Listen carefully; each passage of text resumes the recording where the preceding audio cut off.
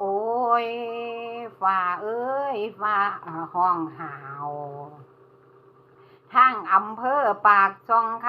ำจังมามืดจุ๋มกุมสาวบำเพ็ญจักกุมถูกแต่บุญเพิ่นล้อมพลาสาง จังเป็นหลายสายเน้นเน้นเอ้ยโอ้ยนอโอ้ยนอละนาขอสวัสดีน้อมทานญาติธรรมผู้สลาดประกาศไปทุกหมู่บ้านงานนี้ให้หุ่งเฮืองบ้านเมืองเฮาพ่วมกำลังเดือดร้อนนอนนั่งบ่เป็นสุขถูกอยู่ในโลกีเผาบ่มีเว้นมือบ่เว้นเคยเห็นบ่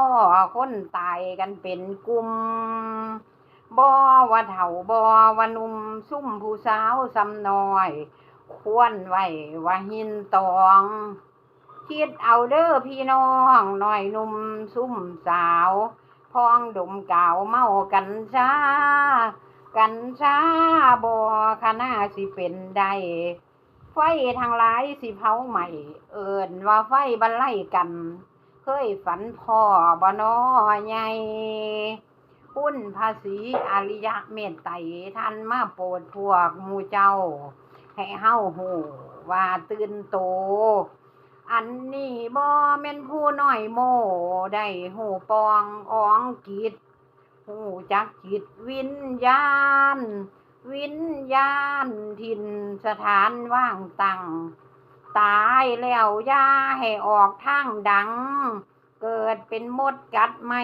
เจาะใจใส่หูบ่พ่อแม่เอ้ย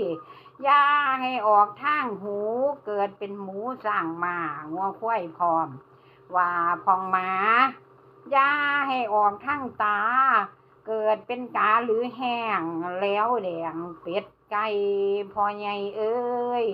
อย่าให้ออกทางปากเกิดเป็นปลาและกุ้งซิ่วพร้อมว่าพองหอย